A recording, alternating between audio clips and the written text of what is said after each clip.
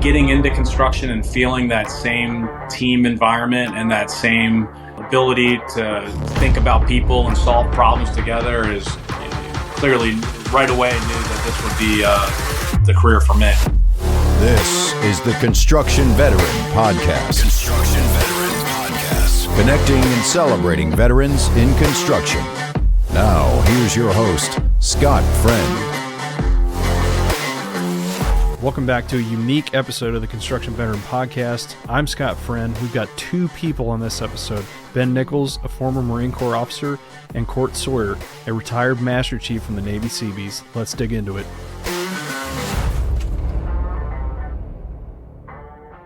Ben Nichols and Court Sawyer, how are you guys? What's going on, Scott? Good to talk to you. This is a first for the Construction Veteran. So I've never had two people on at once. So this is going to be fun. I hope everybody's ready for the ride. So bear with me on this. You guys too. So Ben and I were actually the first to get introduced through a previous guest of mine, Angie Martinez. She's awesome. So shout out to Angie. And Court just happens to be a fellow Seabee that's working with Ben and previously worked in the service together. So we'll get into that here in a little bit. But Court, I want to start with you, man. Where are you from and what's your service background? Yeah, so grew up in the heartland, so just outside of St. Louis, Missouri. Joined the Navy in July of 1994, so a really long time ago. I'm kind of dating myself now. Spent 27 years in the Navy Seabees, so as a builder, best rate in the Navy. Darn right. Yeah, so started out, several deployments, obviously, and then ended my career as the Total Force Enlisted Advocate, working with Force Master Chief, at the time, Force Master Chief Trent, and then it changed over to Force Master Chief Delbert Terrell. So it's great times, really enjoy it. Couldn't ask for a better career. And then Ben and I actually ended up serving together during one of my times, a stint in NMCB 5. Had to think there for a second. There's been a couple of battalions in my career. So he was my company officer, met up with him in Spain after a year-long stint in Afghanistan, linked up with him, and we did that deployment together, went back to Homeport, and then both got transferred to the operations department and did another deployment to the Far East, so down to Okinawa, where we had some opportunities to take some troops out and do some the Bala-Katan mission, which was kind of cool. I'll let Ben touch on that. But then Ben transferred out. I got transferred to the Naval Academy, which is where Ben and I were able to stay connected because he ended up back here in Maryland as well. So got an opportunity to work at the United States Naval Academy as a senior enlisted leader. And then ultimately, like I said, ended my career at NAVFAC headquarters in D.C. Decided to get out at 27 years because my wife was tired of moving around. She wanted the kids to have an opportunity to graduate with the friends they'd made. So stuck it out here, and it worked out for the best. Man, that's cool. Yeah, I'm ready to dive into a little bit more of that. So, Ben, how about you? Where are you from and what's your service background? Well, I can't hold a candle to Court's career, making it all the way to Master Chief. I did a lowly 5.5 years in the Marine Corps. But my dad was a Marine. His dad was a Marine. And growing up in Maryland, I was just really motivated to attend the Naval Academy. My dad actually didn't want me to attend the Naval Academy because he was a prior enlisted Marine Mustang, he had his fair share of Naval Academy grads. He would call ring knockers, so he wasn't always in favor of that. But I think he came to be pretty proud of it, and had an awesome time at the Naval Academy. Got to be a 4-year varsity wrestler there, and seemed like I was predestined to join the Marine Corps. But so upon graduation, went to TBS. Really wanted to be a tracker, an amphibious assault vehicle officer. And then I really got blessed with my second choice at the end of the basic school, which is a 6-month course in Quantico, Virginia, where they gave me the military occupational specialty of a combat engineer, which was an absolute blast. So my first duty station was with a combat engineer company out of Okinawa, Japan. and got to be a platoon commander of 44 Marines. When I first got there, I knew we were going to Afghanistan, so I got a pretty fresh platoon. Had a bunch of awesome sergeants and an awesome gunnery sergeant to work with, and we did about a 6-month workup, and then ended up deploying with 2nd Battalion, 9th Marines to Marja, Afghanistan in 2010, which was just a couple months after the invasion of Marja, during the surge of troops, during President Obama's surge of troops there. And then while in Afghanistan, probably towards the end of that deployment, it was time to pick a new duty station. And I remember the monitor at the time emailing me the list of potential assignments, and kind of scrolling through the list. Port Hueneme, which I could not say at the time because I had no idea how to say it correctly, kind of struck my eye. I looked it up, and it was right in between Santa Barbara and Malibu.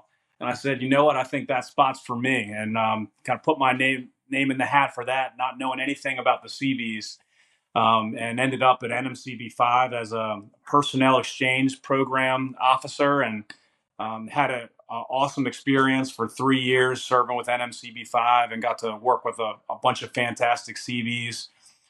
Deployed to Rota, Spain, and back to Okinawa, Japan. Did a detachment with Court to the Philippines, where we got to build a footbridge to help the local population there access their farm fields during the rainy season, when they previously had to walk miles to get to the next bridge. So just a really, really cool experience being with the Seabees and learning real construction. On the combat engineer side in the Marine Corps, it was all close combat, infantry, engineering support, maybe building a small fob for a squad of Marines to operate out of, looking for IEDs, to allow our forces to be mobile. And then the Seabees got to learn about what real construction is all about. So that was that's the background on my service. Had a blast, and wouldn't have changed anything about it, and got to work with a bunch of awesome leaders like Court.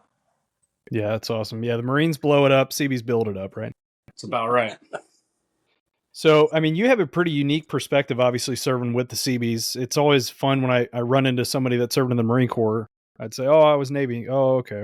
I was a Seabee. Oh, man, I love you guys. So it's really neat to get that respect from other branches. And so you were embedded in that. I thought that was neat. So not knowing much about the Seabees, I mean, so you didn't really know what you were getting into when you had the orders in front of you going to Port Hueneme?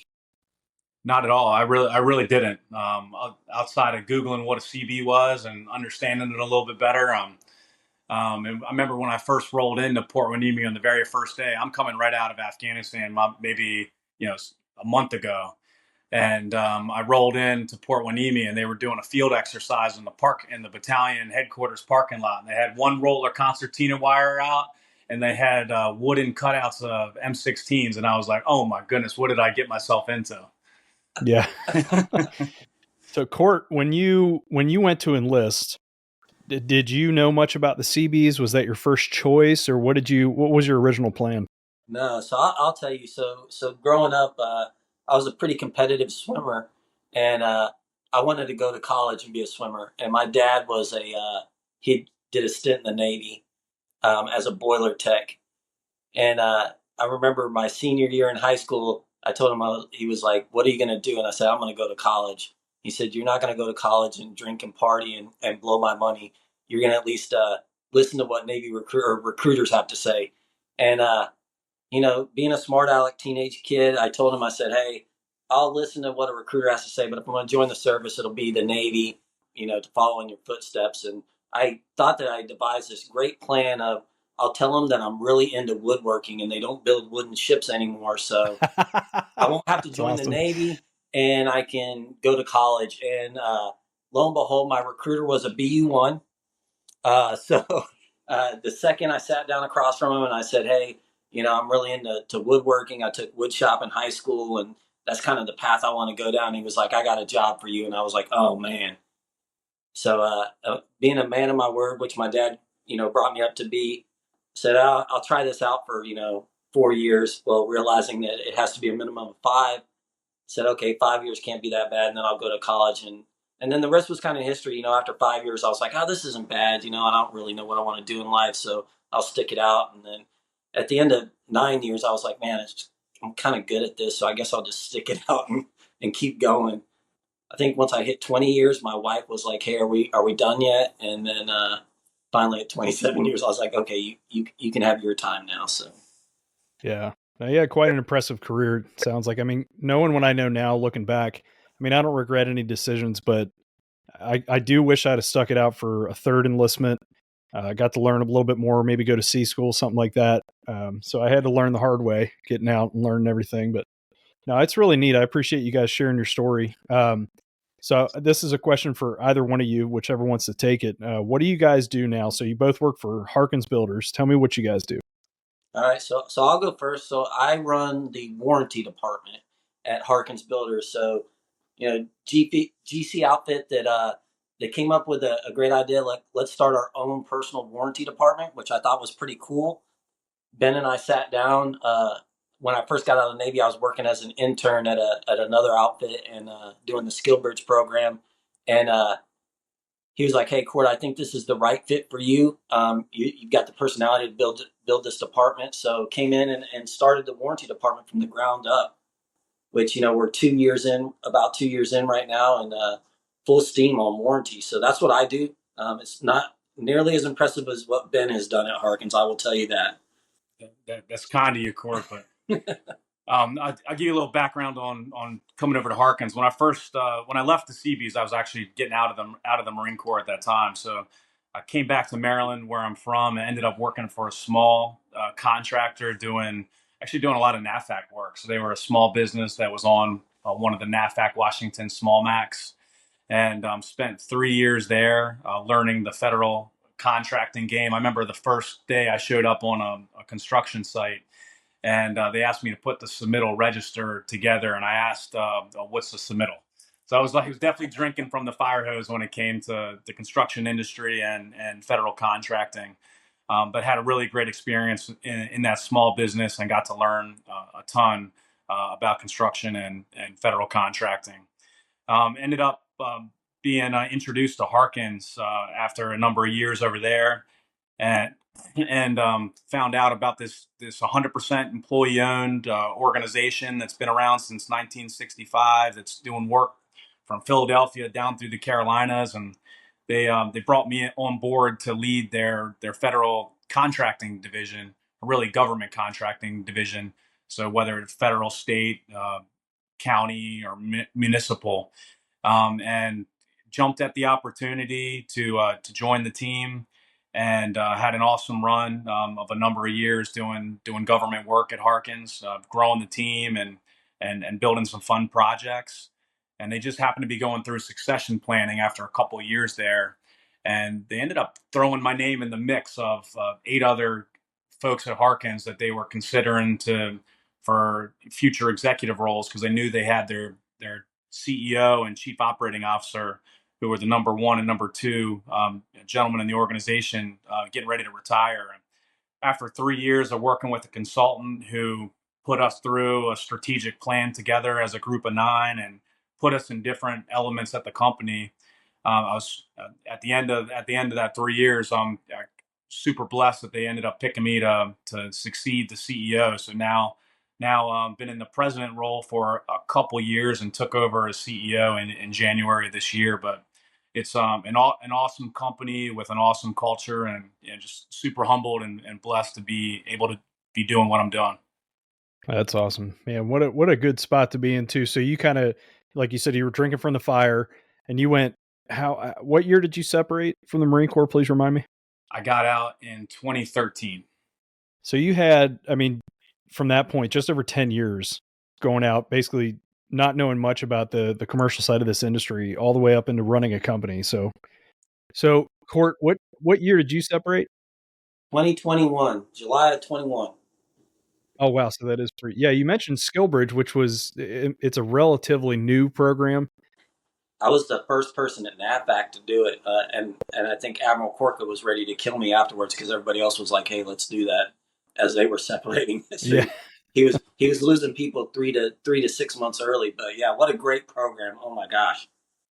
And that it's based off your rank. Is that correct? So you can do 3 or 6 months based off of your rank. So it has nothing to do with rank. You can do 3 or 6 months. Well, let me rephrase that. They might have changed it by now to where it's based off of rank, but when I was doing it, you could do up to 6 months. There was no rank stipulation in it. You just had to have commander's approval. Oh, okay. Gotcha. So what a lot of people don't realize is once you make that rank of Master Chief in the Seabees, you basically combine a bunch of rates. So you had a significant amount of knowledge, not only on the carpentry side, but you already had other rates that you get exposed to, even going up through the ranks. I mean, I got to learn how to weld and do some plumbing and electrical work, but so you had this trade knowledge, but what was it that really got you into the commercial side of the industry after you got out? So I think that, I think it was a natural transition.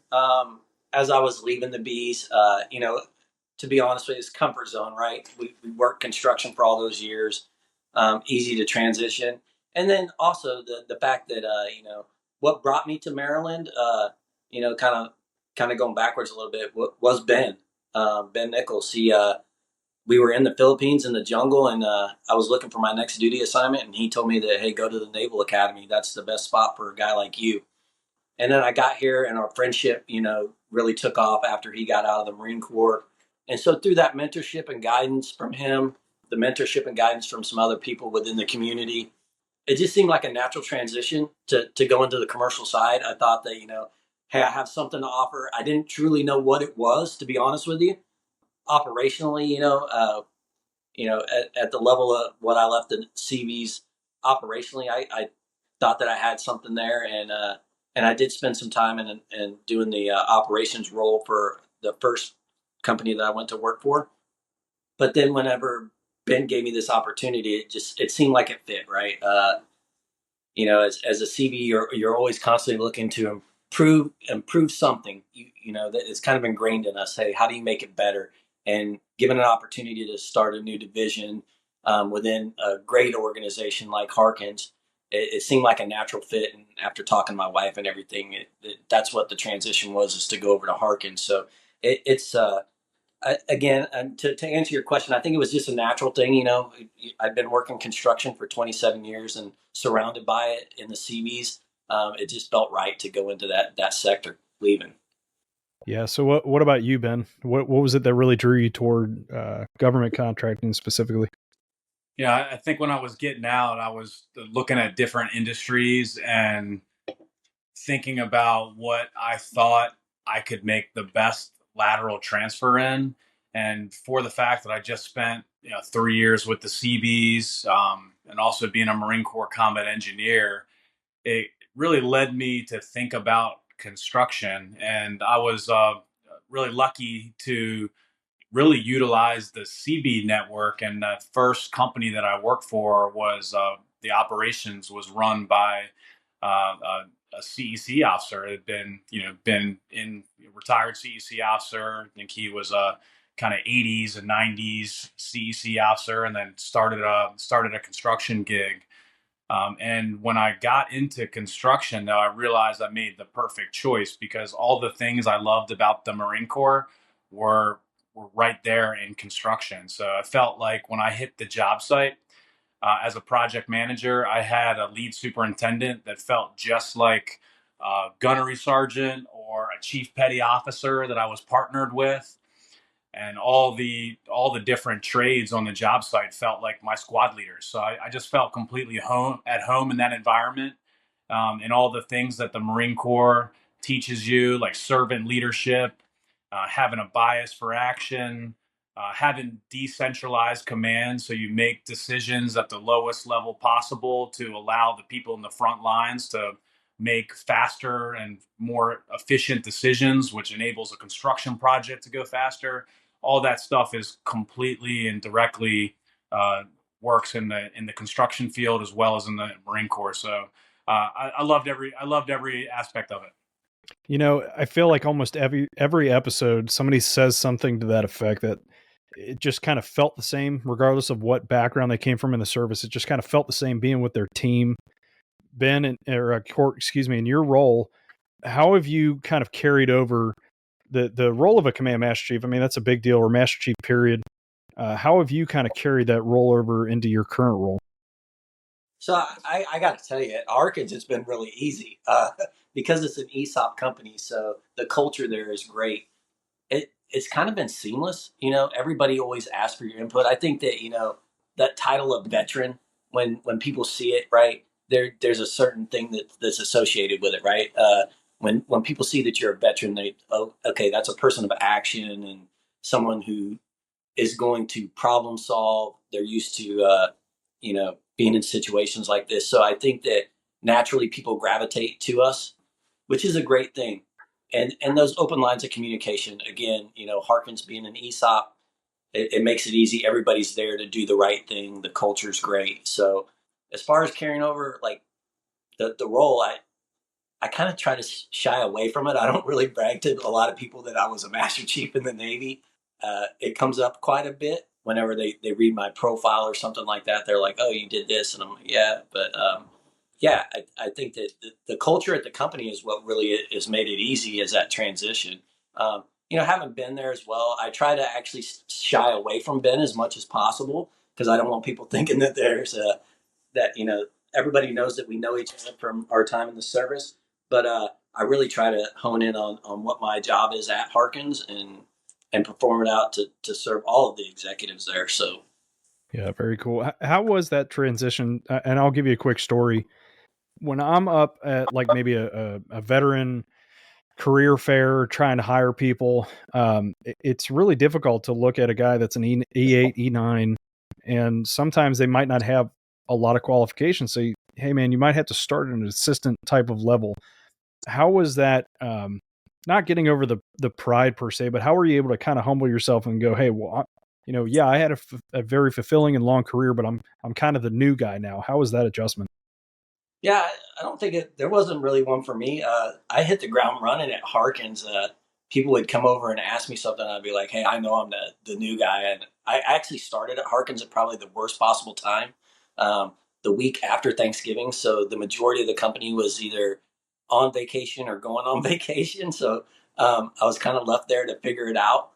But yeah, I think that, I think a lot of, the senior enlisted people in the military, they're pretty humble people. And it's easy to hey, I would take out the trash if that's what was asked of me. I mean, it's not a big thing. Where you're coming from. We were talking about this today at lunch with some other coworkers, and one of the things about military people is we're so used to it. When you transfer from one duty station to the next, it doesn't really matter what your rank was because you start back at the bottom, right? You have to reprove yourself every single time you transfer to get back into that top 10% of the command. Court is one of the best there is from in terms of emotional intelligence and dealing with people. He's just as good with the battalion commander as he is with the brand new seaman that's hitting the battalion. And Court, so just knowing Court's ability to know and lead people of all different shapes and sizes and way they think, I knew Court would be a home run. In the industry. And to highlight Court's humility, I'm sitting next to one of his Bronze Stars that he earned while serving with the SEALs in Afghanistan. So he's had a pretty awesome career and done a lot of amazing things, yet still as humble as he could possibly be. So Scott, I think again, I think the mindset, right, is and I think this of every veteran, right? You want to be operating at that top 10%. And I use the analogy of a foxhole, right? You could be the best foxhole digger that there is out there and be the top 10% of the guys that can dig a foxhole. But as soon as the foxhole's dug, you quickly go back down to the bottom, right? It's the only way you can maintain the top 10% is to constantly improve your fighting position and be that guy. And I think as long as you approach everything, that's a recipe for success. Very well said. I appreciate that. And I appreciate your humility too, Court. That's goes a long way. Oh, thank you. Yeah, for sure. So obviously we talked about how you guys ended up on the path with your service. I guess a good question would be, I mean, Court, I know you're still within the 5 years of getting out. So Ben, this question is really for you, I guess. what is it about this industry that you thought, okay, this is maybe not your promotions and whatnot, but what was it that made you think, okay, this is what I'm going to do for the rest of my life. This is what I'm going to retire out of. I just love the people. It had the elements that I loved about the Marine Corps, working with a team and leading people that are outside doing something hard, and it gave an opportunity to lean into being a servant leader, which is the right way to be an officer in the military, or really the right way to be a leader in anything that you're doing. And love working with my senior enlisted partners, or the superintendent and the foreman. So it's just getting into construction and feeling that same team environment and that same ability to think about people and solve problems together is clearly right away knew that this would be the career for me. Yeah. And Court, I guess a way I would ask you that question, when you retired out after all that time, what is it that made you just say, hey, you can retire basically comfortably, and if you really wanted to live a humble life, you could, but what is it that drove you to say, I want to keep working, I want to keep doing this somehow, some way, some shape or form in the construction industry? My wife. No, you got to edit that. You got to afford the boat somehow, man. No, Ben and I actually have this conversation all the time. I'm not doing it for the money. Yeah, I think it goes back to the camaraderie thing, right? That's the number one thing you miss when you get out of the military, in my opinion, is the camaraderie. And this industry really offers it. It really does. Everybody's there for the same common goal to get the job done and move on to the next thing. So, yeah, I think that it was a natural transition for me. And, I enjoy working. We talk all the time about, I think it's natural. I have to do something. Ben and I were talking right before we jumped on the podcast, and I said, work ethic is a big thing for me, and I focus all my time and energy, and quality of life to me is about work. And he was like, I said, so when I eventually do retire, when my wife says I can, I don't have to do this anymore. And he's like, no, you're the kind of guy that'll find something else, and you'll devote all your time to the next project. And he's right. I probably will. Yeah, I think that's why the camaraderie is where it is. I think that whenever I am done, though, that's probably gonna be the hardest day of my life. So, yeah, but it'll just be another transition, because I really feel like there is no finish line. So there's not this magical finish line where you retire and you let go of. Yeah, you gotta have. That's what makes life fun, is being passionate about something, and putting your work into something. And I imagine whenever you retire, you'll find some passionate thing to be involved with, and whether it's a nonprofit or whatever it might be. But it's all. I think that's what life is all about: building relationships and working hard and accomplishing goals. For sure. Yeah. No, I agree. Now this is a loaded question, but if you were to have to narrow down to a couple things, what do you think would have been the biggest takeaway from your time in the service that's helped you, both of you guys, succeed in what you're doing today? I think probably I've mentioned it already a couple times, is just learning to be a servant leader. Because as a leader, if you can be there rolling up your sleeves with the people that you're leading and helping them knock down obstacles, and getting to know them as people, and that's, I think if you take that mentality anywhere, it's going to be successful. And then learning how to be decisive, it might be another one. I think the military does a really good job of teaching you that if you wait to make the perfect plan, it'll be too late. So you have to plan, and maybe you make a 75% plan and execute that plan as violently as you possibly can. That gives you way more success than executing the perfect plan too late. So I think maybe those two things are probably the most important things that I learned in the military. Man, I'm going to sound like a real junior troop right now and say that Ben just knocked that out of the park, so I don't know what to add. But that's actually the perfect answer. Yeah, I don't even know where you would expand on that. I think that, in the military, we're taught to be critical thinkers and always think, 5-10 steps ahead. And that was one thing that I think truly benefited me coming out of the military. And the work ethic, right? I think that the work ethic that is instilled in you during service is a huge asset that you bring to the table in the civilian sector. I think it's hard for a lot of people to understand it sometimes, but yeah, I think it's definitely one of the biggest assets that we bring to the table is, our ability to never give up, never say die, hey, stick it out until it's done and done right. It doesn't matter how many times we have to do it.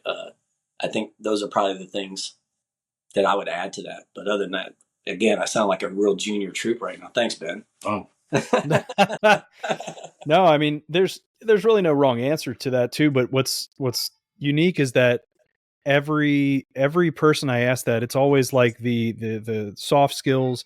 It's never I learned this trade or I did XYZ.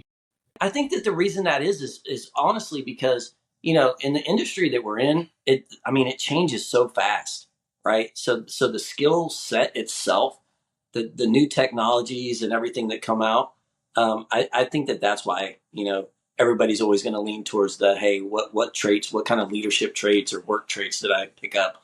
Not necessarily a hard skill.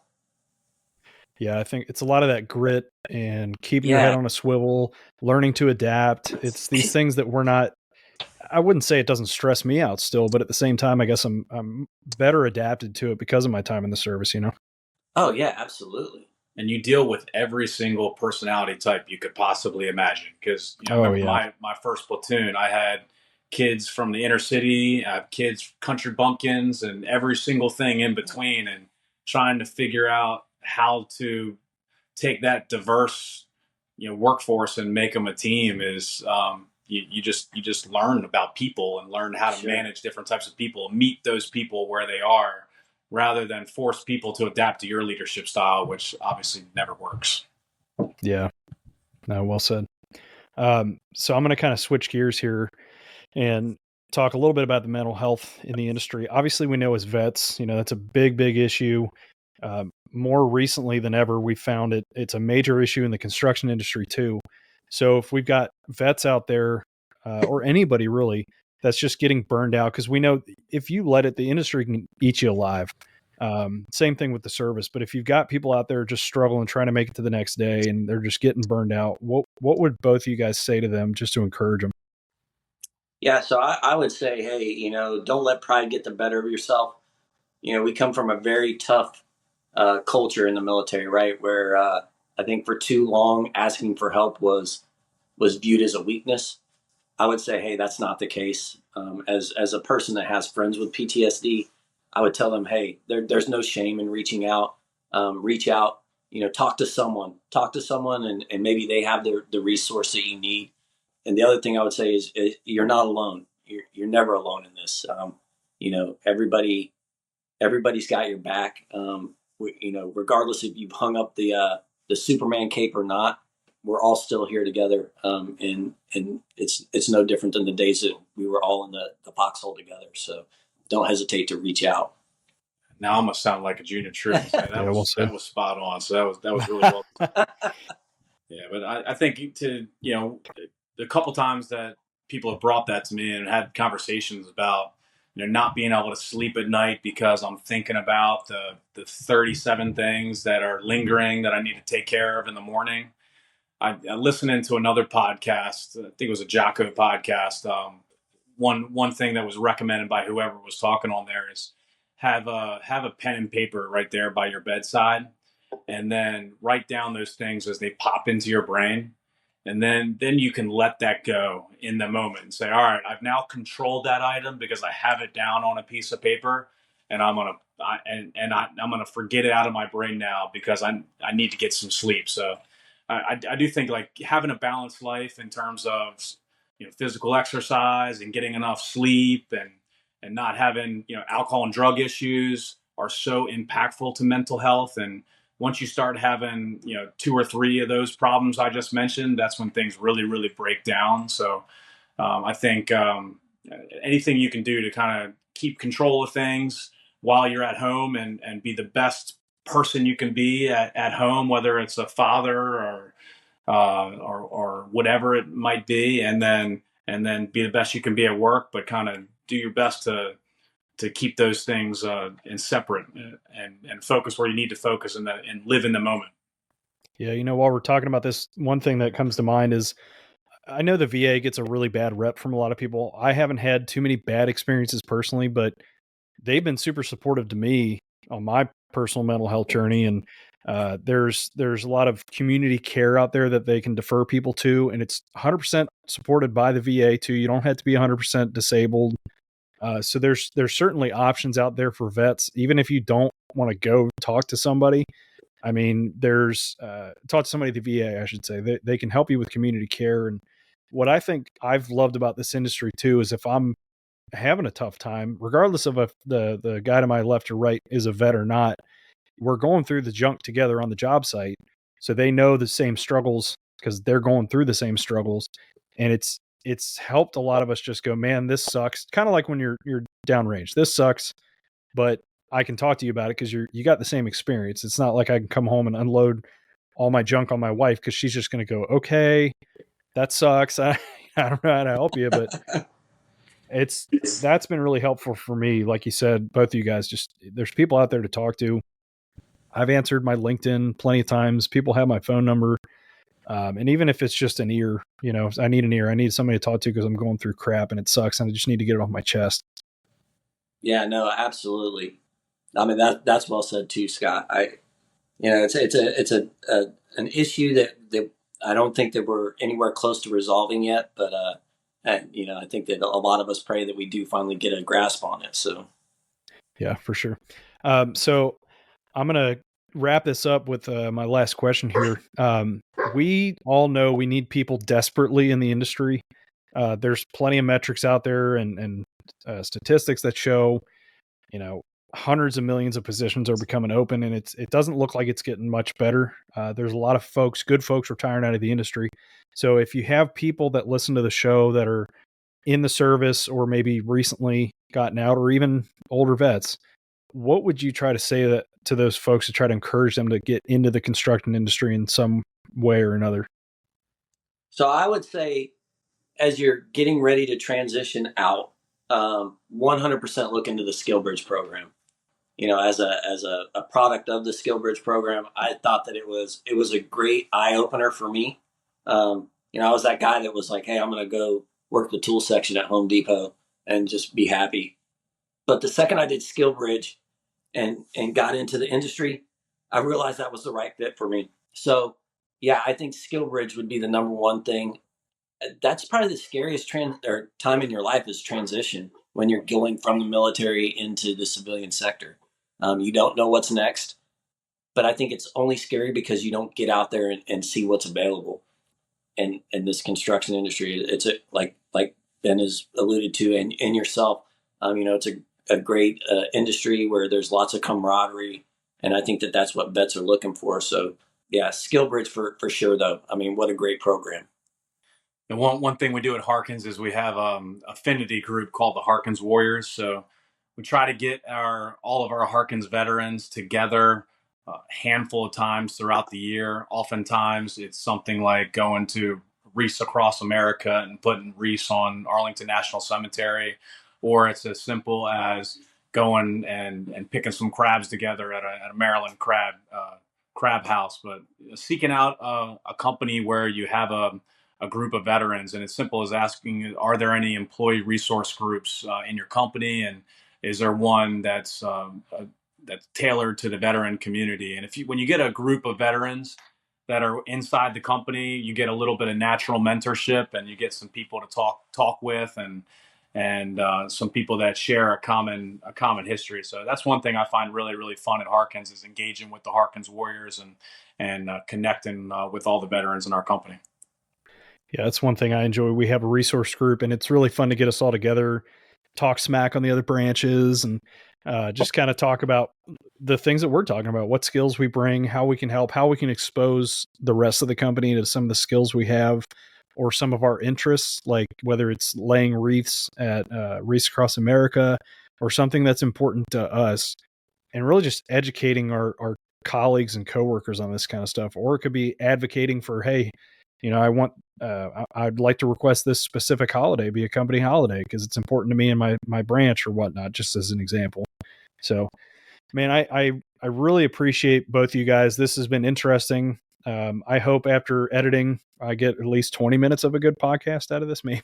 So people won't hear all the fun that I've had on my end with my kids and dog and whatnot. But yeah, thank you guys. If folks would like to reach out, Court, man, I searched for you on LinkedIn. I don't think you have one unless you're hiding somewhere. No, I've got it.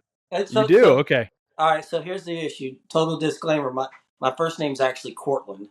So Okay. I just go by Court. So if you actually search Cortland, Courtland, Sawyer, on LinkedIn, you'll find it. I'm on there. Okay. Well, now I can tag you, Ben. I'll be sure to tag you too. Absolutely. So if people want to reach out, is LinkedIn maybe the best way to get a hold of you guys to chat? Absolutely. Yeah. I think that's a good resource. Okay. Very cool. Well, any parting words from you guys? Words of wisdom? Hey, so I just want to say, Scott, thank you for your service, man. It's an honor to wear the CB badge with people like you. So thank you for what you're doing here. Yeah, agreed. Hey, I appreciate what you're doing. You're doing a lot for the veteran community, and thanks for highlighting Court and I. Thank you guys. That's very humbling to hear. I appreciate it. And thank you guys for your time too. Got it. You take care, man. All right, y'all. You too.